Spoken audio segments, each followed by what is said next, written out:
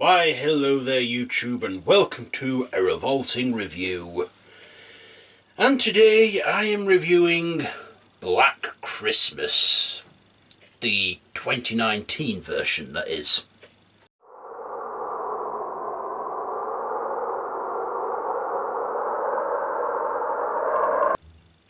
So this is directed by Sophia Tekel, pronouncing that right, starring Imogen Poots, Lily Donahue, Eliza Shannon, Brittany O'Grady, Caleb Edda Harty or something, and Carrie Ewells or whatever it says. So this is a remake of a remake where a sorority sisters are like getting a petition signed to remove this teacher from a campus, and one of the characters, our main character played by Imogen Poots, was sexually assaulted by a frat boy, and no one seemed to have done anything about it. So they, her fellow sorority sisters are fighting for their, for what he did, and they even put on a little Christmas show. And then we also discover that the girls are all getting picked off one by one by the frat boys, who are in some cult of the frat house's founder, his ghost or something. And of course they pick the wrong sisters to mess with because they soon fight back. And yeah, so that's all I'll say. This trailer did give a lot away. Okay, let's get to my likes and dislikes. First of all, I liked that this wasn't a complete rehash of the other two. So this one, they completely scraps the whole idea of Billy being the killer, hiding in the house, etc., killing them. They decided to go with a different route in the killer and make them a cult that worship an evil spirit of the founder. And yeah, I liked that they attempted to go in a different route with this. The only thing I would say that it shares with the other two is that it's set within a sorority, and it's got the same title, Black Christmas. But yeah, has nothing to do with the killer Billy in this. Yeah, so I liked that. I liked that they did something completely different and didn't do something like I said, rehashed it all. And I thought the performances from our lead actresses were great. Imogen Poots, who I've seen in 28 days, no, not 28 days, 28 weeks later, Green Room, and a few other films. But yeah, I thought the female cast did a great job in this with the male cast. Now I'm going to get to my dislikes in this. Now, I don't like the way they shadow blokes in this.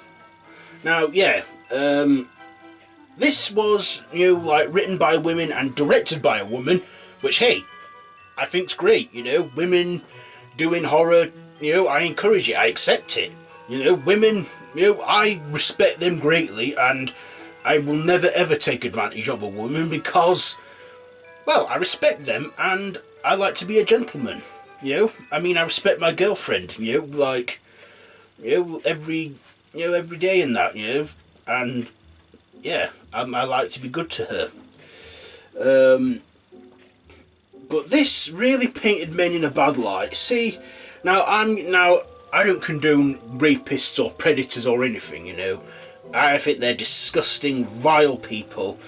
Like Monty G said in his review, rapists, male rapists, deserve their balls cutting off, because if they're gonna use their balls for shit like that, they don't deserve them. So that. But this, it kind of painted, it kind of was male hating. It was painted men in the light that, that all young men are horny teenagers and they'll take advantage of women at any chance they get. No, not a lot of young people do that, okay? As a teenager, I didn't really have much of a sex drive because I just never were interested in relationships around my teen years. It was only in my early 20s I started to look for that, and even then I didn't, my main intention was to never get into the sex game with relationships, because that's not what they're about. That's not at all what it's about. And in this, it's like, it's like, like saying men, we're the dominant sex, women should be at our side and just sit there and take it. No, this is the bloody 21st century. The female gender has come a long way in the last century. They've earned the right to vote, they've earned the right to equal pay. They're equal. They're like blokes, only they're women.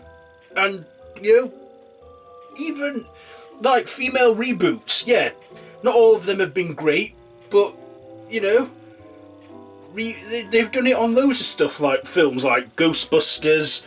I'll admit that wasn't brilliant, but I'm shocked, but not to do with them being women. Ocean's 8, The Hustle. Women deserve equal rights just as much as men, and even Doctor Who has gone as far as to cast a female, which I thought was great. I accepted that after a few minutes. I thought, what? A woman doctor, let's see what she can do. I'm eager to see, and she was all right. She's been impressive from what I've seen, and I look forward to the upcoming series of that. Anyway, the point is that men, yes, there was a time where we were the dominant sex, and the women had to sit there and take it, but not anymore.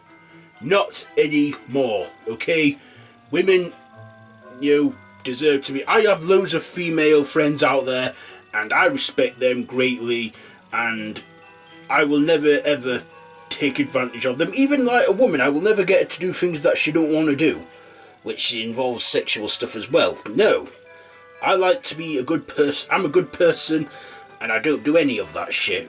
But the way this film just portrayed the frat boys in this, it's like, they were all horny, vile men that thought women should just be objects, which I don't think's acceptable at all.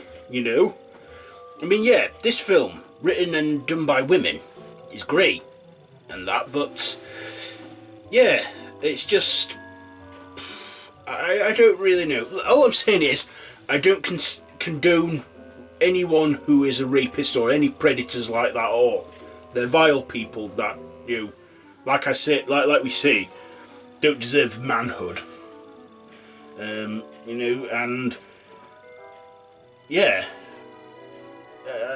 I've kind of rambled on about that bit now, but I just didn't like how it all was sort of done in the film,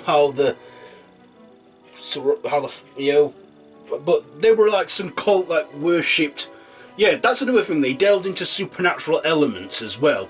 In the original and the 2006 film, it was all psychological horror thriller. But like I say, I like that they didn't go with a complete total rehash, which I did like, but I just didn't like much of the plot of the story, how that was done. I liked a lot of the practical stuff in this, practical effects they had, but this just, I just don't think this was as... Where is the switch for this hat? I just don't... There we go. I just thought, it's just not the best take on it. I would probably say that the 2006 one is more enjoyable than this one. I mean, it was watchable, but just not brilliant. So my ratings for this, I'm sorry, but I'm going to have to give this one a 1.5 Krampus switch out of 5. 1.5 Krampus switches out of 5. So that has been my revolting review on Black Christmas that I was anticipating but didn't really expect much from.